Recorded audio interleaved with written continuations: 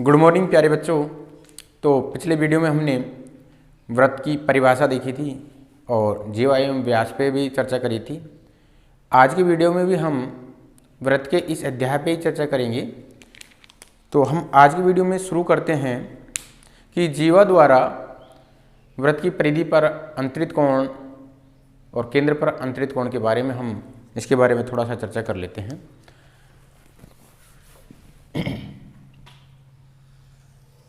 मान लीजिए ये हमारे पास में क्या है, सर्किल है। ये इसका क्या है, केंद्र है। इस केंद्र को क्या मान लेता हूँ मैं, ओ मान लेता हूँ। ये हमारे पास में क्या है, जीवा है। अब इस जीवा द्वारा केंद्र पर अंतरित कोण, केंद्र पर अंतरित कोण तो कौन सा कोण होगा, ए ओ बी। जहाँ पे कोण बनता है उसको हम कहाँ पे लेते हैं, बीच में लेते हैं। देखिए ओ पे कोण बन रहा है तो ए ओ बी कह दो या बी ओ ए कह दो इसको। ये तो है जीवा द्वारा केंद्र पर अंतरित कोण। और इसी जीवा द्वारा मान लीजिए परिधि पर कोई डी बिंदु है,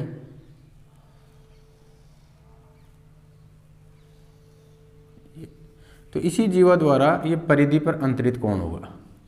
क्या होगा, परिधि पर अंतरित कोण। तो देखिए जीवा ए बी द्वारा केंद्र पर अंतरित कोण ए ओ बी है। जीवा ए बी द्वारा व्रत की परिधि पर अंतरित कोण कोण ए डी बी है। इससे हम सिर्फ ये सीख रहे हैं कि जीवा केंद्र पर कहाँ कोण बनाती है और जीवा द्वारा परिधि पर कोण कौन सा होता है। सिर्फ हमको इतना ही याद रखना है कि जीवा केंद्र पर कैसे कोण बनाती है और परिधि पर कैसे कोण बनाती है। आगे देखते हैं हम, इसको याद रखना है। यदि जीवा द्वारा केंद्र पर बने कोण बराबर हो तो जीवाएं भी बराबर होती हैं। हमें इसे उल्टा भी याद रखना है। यदि जीवाएं बराबर हैं तो केंद्र पर अंतरित कोण भी कैसे होंगे, बराबर होंगे। देखिए ये हमारे पास में वृत्त है। ये वृत्त का क्या है, सेंटर है ओ। मान लीजिए कोई जीवा है, तो ये देखिए इस जीवा, ये दो जीवा ले लीजिए, एक ये भी जीवा है और मान लेते हैं एक जीवा ये रही है। तो देखिए इस जीवा के द्वारा केंद्र पर अंतरित कोण तो ये बनेगा, और जो ये बी सी जो जीवा है इसके द्वारा केंद्र पर अंतरित कोण ये बनेगा। ए बी जीवा द्वारा तो ये कोण बन रहा है और बी सी जीवा द्वारा ये कोण बन रहा है। वो क्या कह रहा है, यदि जीवा द्वारा केंद्र पर बने कोण बराबर हों, यानी कि ये कोण कैसे हों, बराबर हों, तो ये जीवाएं भी कैसे आनी चाहिए, बराबर आएंगी। तो हमें सिद्ध नहीं करना है, हम सिर्फ याद रखेंगे अभी इसको, ताकि हम इस पे जो आने वाले प्रश्न हैं उनको आसानी से अलग कर सकें। तो देखिए वो कह क्या रहा है, वो कह रहा है कोण ए ओ बी बराबर कोण बी ओ सी। मान लीजिए दे देगा अपन को, तो हमको अगर ए ओ बी बराबर बी ओ सी है, ए ओ बी और बी ओ सी क्या है, जीवा द्वारा, जीवा ए बी और बी सी द्वारा केंद्र पर क्या है, ये बने कोण हैं। तो हम कह सकते हैं कि ए बी, ये जीवा ए बी कैसी होंगी, बराबर होंगी, ए बी बराबर बी सी होगी। ये जीवा ए बी कैसी होंगी, बराबर होंगी। ठीक है, इसका जस्ट उल्टा भी हो सकता है। यदि किसी वृत्त की जीवाएं बराबर हों तो उनके द्वारा केंद्र पर अंतरित कोण भी बराबर होंगे। इसका क्या कर लेते हैं, हम उल्टा कर लेते हैं। देखिए ये वृत्त है, ठीक है, एक जीवा ये रही, दूसरी जीवा ये रही, ये ए बी जीवा है, ये बी सी जीवा है। इसके द्वारा केंद्र पर अंतरित कोण ये है, इसके द्वारा अंतरित कोण ये है, और इसके द्वारा ये। वो क्या कह रहा है, किसी वृत्त की जीवाएं बराबर हैं। मान लीजिए जीवाएं कैसी दे रखी हैं, बराबर, तो ये कोण कैसे होंगे, ये भी बराबर होंगे। दिया क्या है उसने,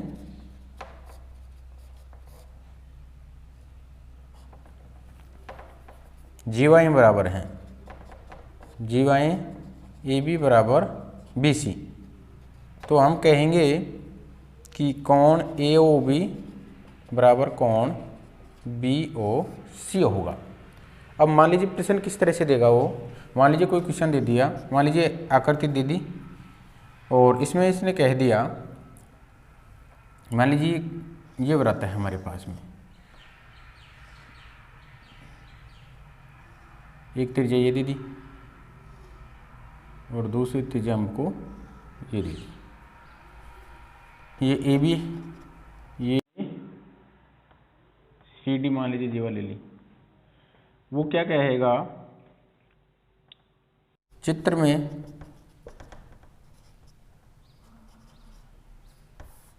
में जीवा ए बी बराबर सी डी है और कोण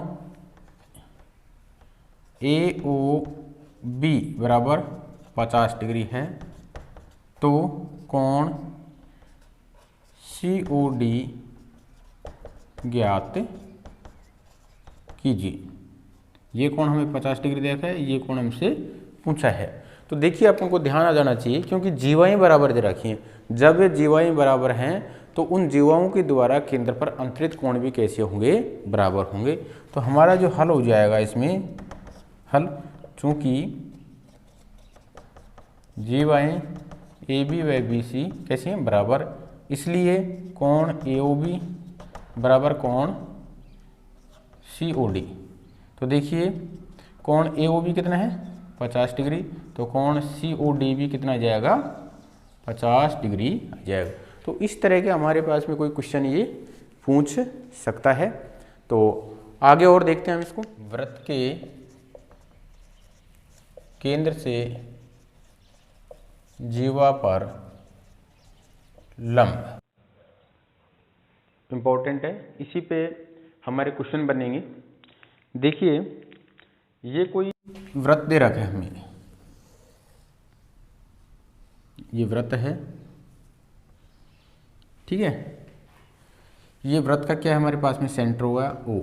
मान लीजिए ये जीवा है, ये क्या जीवा है, ए बी। इसमें ये है वृत्त के केंद्र से यदि जीवा पे लंब डाल दिया जाए तो वो जीवा को दो बराबर भागों में बांटता है। देखिए वृत्त के केंद्र से जीवा पर हमने क्या डाल दिया, लंब। इस बिंदु का नाम रखते हमने पी। तो ये जीवा को दो बराबर भागों में बांटता है, यानी कि हमारे पास में क्या हो जाएगा, ए पी बराबर बी पी हो जाएगा। ये हमें सिद्ध करवा के दे रखा है, लेकिन हमें सिद्ध नहीं करना है, हमें सिर्फ याद रखना है कि यदि वृत्त के केंद्र से जीवा पे लंब डाल दिया जाए तो वो जीवा को दो बराबर भागों में बांटेगा। और यदि उसका उल्टा भी ध्यान रखना है, यदि किसी जीवा के मध्य बिंदु से हम केंद्र को मिला दें तो वो क्या होगा, लंब होगा।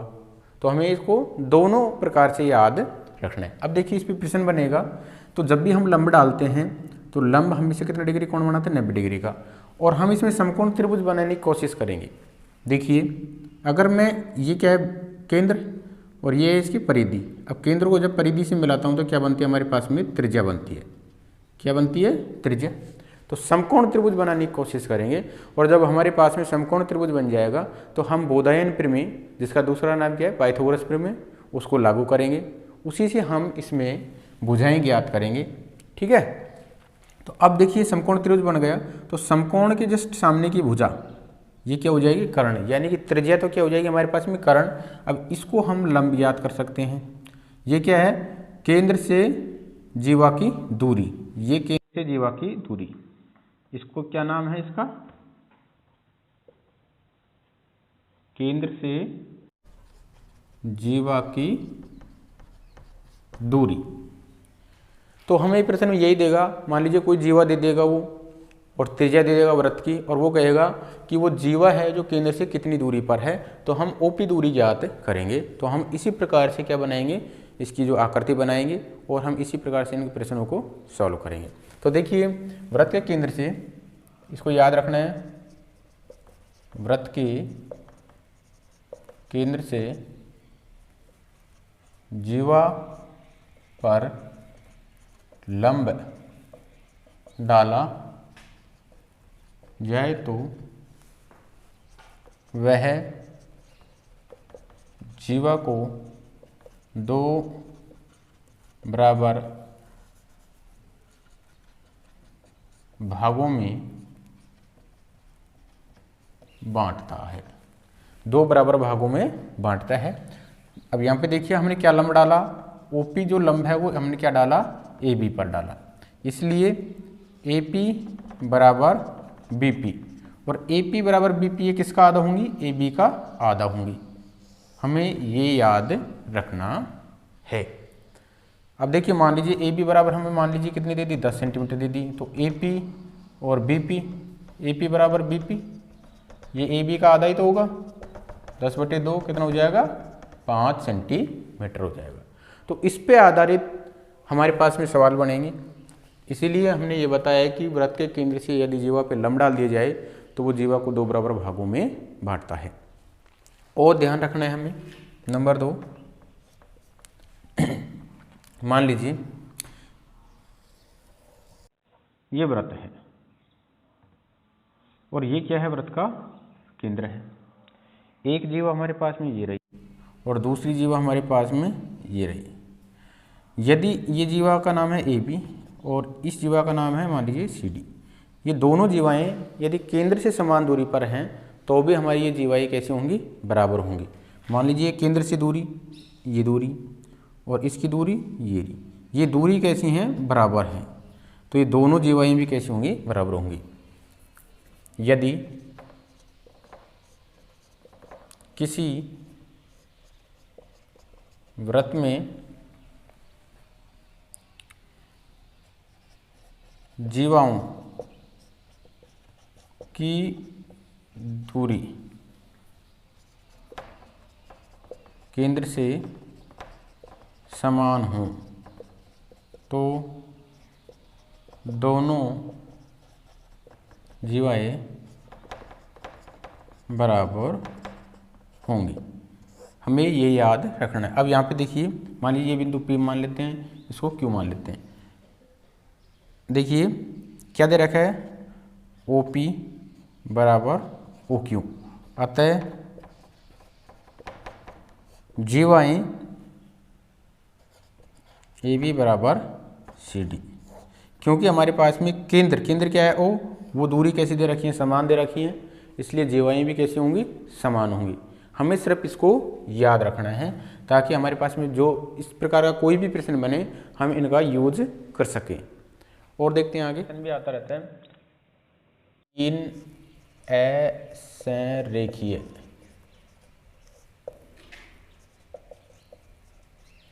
बिंदुओं से गुजरने वाले वृत्तों की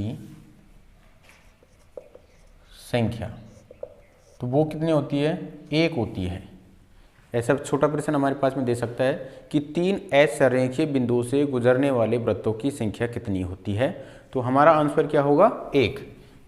देखिए 3 असंरेखीय माने एक बिंदु ये रहा, एक बिंदु ये रहा, एक बिंदु, तो यहाँ इनसे हमारा वृत्त गुजर सकता है ऐसे।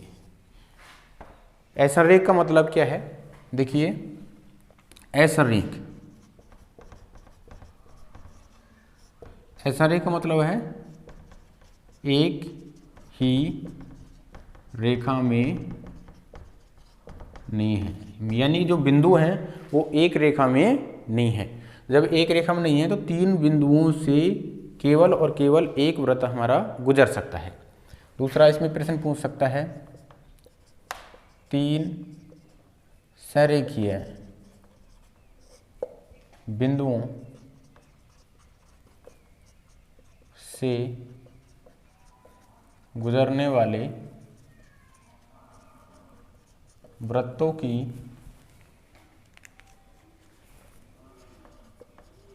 संख्या, तो क्या हो जाएगी हमारे पास में 0। अगर बिंदु संरेख हैं, संरेख का मतलब है संरेख एक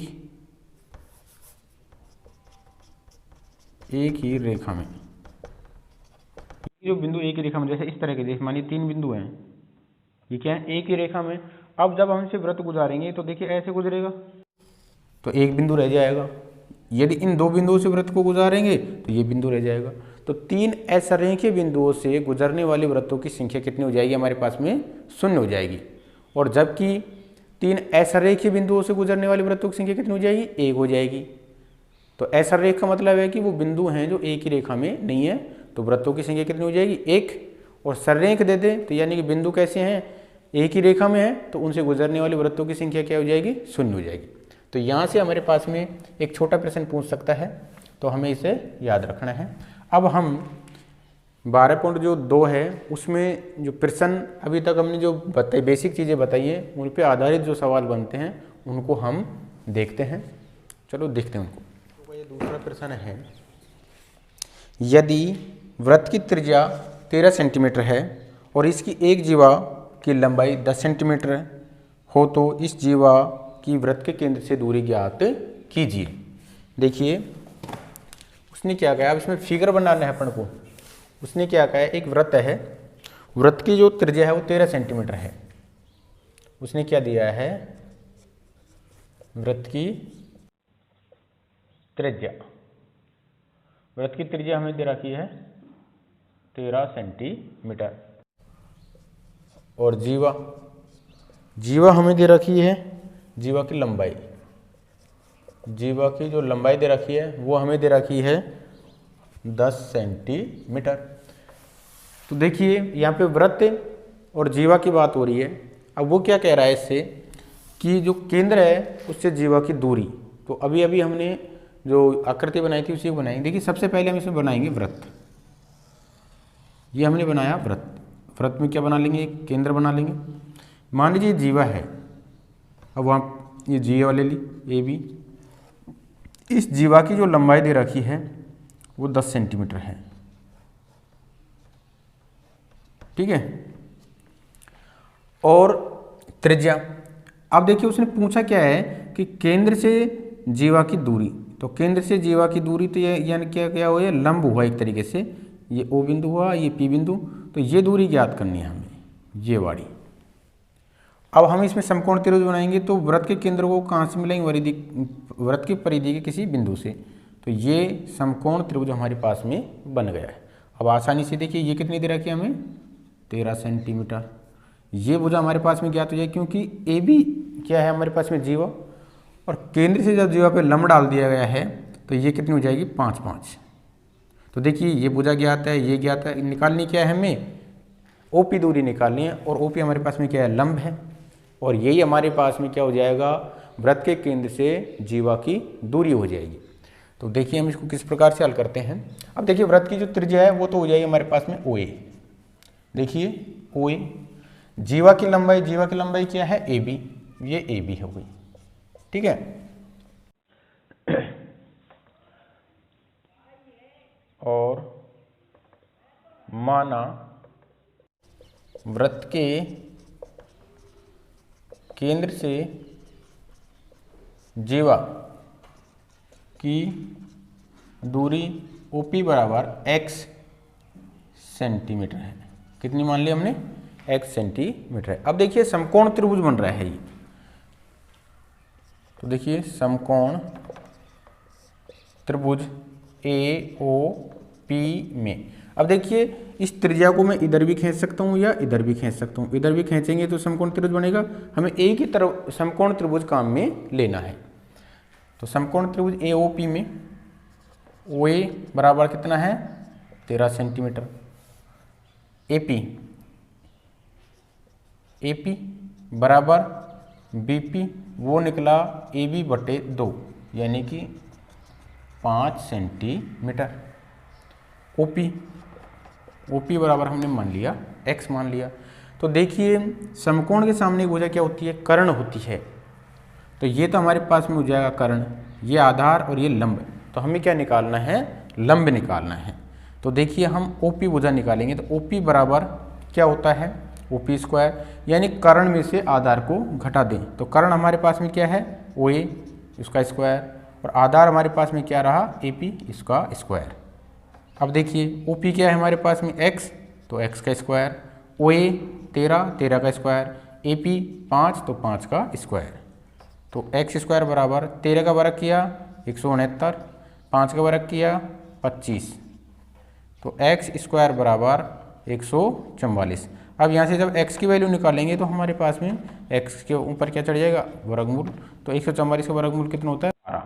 अतः OP बराबर यानी कि x वो कितना है 12 सेंटीमीटर। ये हमारे पास में क्या हुई वृत्त के केंद्र से जीवा की दूरी। अतः वृत्त के केंद्र से जीवा की दूरी 12 सेंटीमीटर है। तो इस प्रकार के प्रश्न को हम बड़ी आसानी से हल ज्ञात कर सकते हैं। हमें ये आकृति बनानी होगी, इसमें समकोण त्रिभुज बनाना होगा, और जब समकोण त्रिभुज बन जाएगा तो हमें पाइथागोरस प्रमेय लगानी होगी। तो हम इसमें से यहाँ से इसकी दूरी निकाल सकते हैं। और देखते हैं इसके अगले प्रश्न को देखते हैं हम। AB और CD वृत्त की दो जीवाएं इस प्रकार हैं कि AB बराबर 10 सेंटीमीटर, CD बराबर 24 सेंटीमीटर, और AB समांतर CD हैं। AB एवं CD के बीच की दूरी 17 सेंटीमीटर है। तो वृत्त की त्रिज्या ज्ञात कीजिए। तो देखिए ये वृत्त है,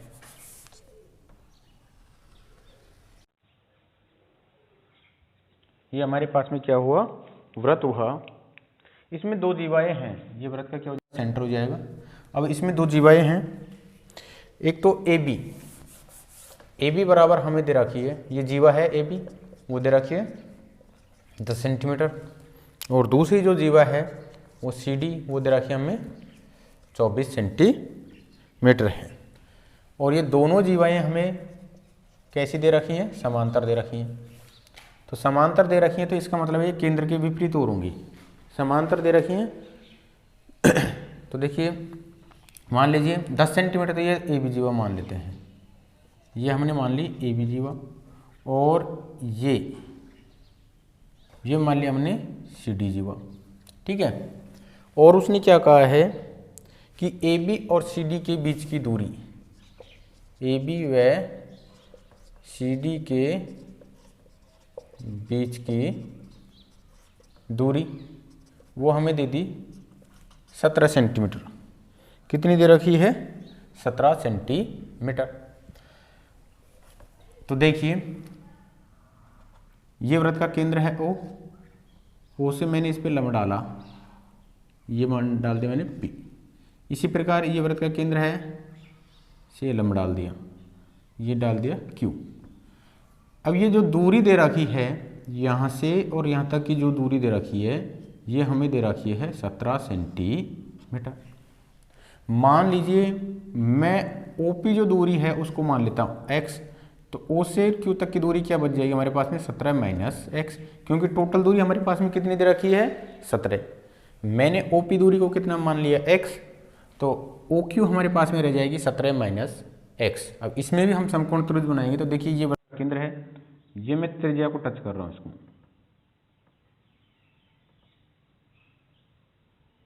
त्रिज्या, तो समकोण त्रिभुज क्योंकि यहाँ पे 90 डिग्री है, यहाँ पे ये 90 डिग्री है, तो ये त्रिज्या होगी जो हमारे पास में क्या होगी 90 डिग्री का वो कर्ण कहलाएगी। क्या कहलाएंगी कर्ण कहलाएंगी। तो हमें क्या ज्ञात करना है, अब देखिए यहाँ से मैं CQ निकाल सकता हूँ, यहाँ से मैं AP निकाल सकता हूँ। तो सबसे पहले AP, चूंकि OP लंब है AB पर, इसलिए AP बराबर BP, और वो किसका आधा होगा, AB का। अब AB भुजा कितनी रखी है, 10 सेंटीमीटर, 10/2 यानी कि 5 सेंटीमीटर। इसी प्रकार चूंकि OQ किस पे लंब है, CD जीवा पे, OQ लंब है CD पे, इसलिए CQ बराबर QD, ये आ जाएगा CD का आधा, और CD हमें कितनी दे रखी है, 24 सेंटीमीटर, तो ये हो जाएगी हमारे पास में 12 सेंटीमीटर हो जाएगी। अब हमें निकालनी है क्या, वृत्त की त्रिज्या। क्या निकालनी है, वृत्त की त्रिज्या। मान लीजिए वृत्त की त्रिज्या क्या मान लेते हैं, R, तो ये भी हमारे पास में क्या हो जाएगी, R है। माना वृत्त की त्रिज्याएं, अब वृत्त की त्रिज्या एक तो OC बराबर OA, ये दोनों ही कैसे हो जाएंगी, 8 सेंटीमीटर। अब देखिए हम इनमें एक एक समकोण त्रिभुज काम में लेते हैं, और देखिए यहाँ से कैसे निकालेंगे।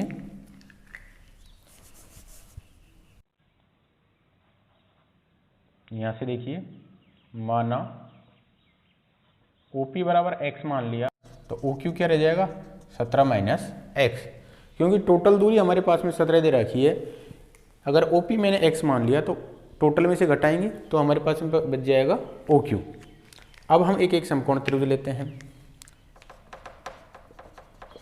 समकोण त्रिभुज OAP में, अब देखिए OAP में क्या दे रखा है, OA दे रखा है R, OP वो दे रखी है x, और AP का मान आया हमारे पास में 5 सेंटीमीटर। हम इसमें क्या लगा देते हैं, कर्ण बराबर लगा देते हैं। तो देखिए कर्ण क्या है हमारे पास में, OA इसका स्क्वायर प्लस बराबर AP का स्क्वायर प्लस OP का स्क्वायर। देखिए OA क्या है, R स्क्वायर, AP क्या है हमारे पास में 5, तो 5 का स्क्वायर प्लस OP क्या है, x स्क्वायर। इसको नंबर दे देते हैं समीकरण नंबर 1। समकोण त्रिभुज OQC में देखिए OC बराबर R दे रखा है, CQ बराबर हमें दे रखा है 12 सेंटीमीटर, और OQ दे रखा है 17 माइनस x। तो इसमें भी हम कर्ण बराबर लगा देते हैं पाइथागोरस प्रमेय से। देखिए OC स्क्वायर बराबर CQ square plus OQ square. तो देखिए OC क्या है हमारे पास में R, तो R का स्क्वायर, CQ क्या है 12, तो ये 12 का स्क्वायर प्लस OQ क्या है 17 माइनस x, तो इसका स्क्वायर। अब देखिए इसमें से समीकरण नंबर 2। अब समीकरण 1 और समीकरण 2 से देखते हैं, इधर भी R स्क्वायर है, इधर भी R स्क्वायर है, इसका मतलब ये दोनों बराबर हो गए, यानी कि 5x स्क्वायर समीकरण 1 व 2 से 5x स्क्वायर वो 5 स्क्वायर प्लस x स्क्वायर बराबर 12 स्क्वायर बराबर 17 माइनस x का होल स्क्वायर। अब सॉल्यूशन कर लेते हैं इसके।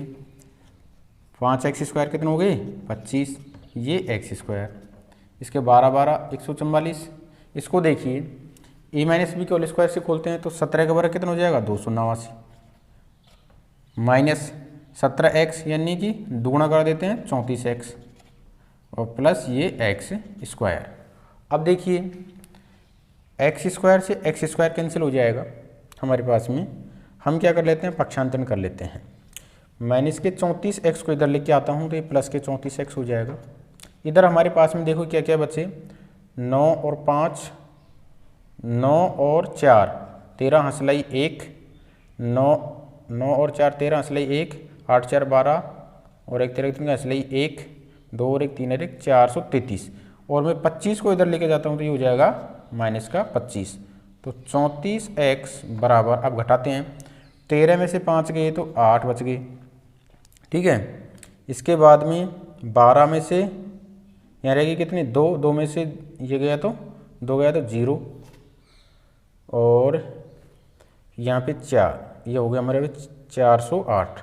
अब x बराबर 408 बटे 34 काटते हैं, 2 दूनी 4, 2 चौको 8 और ये 17।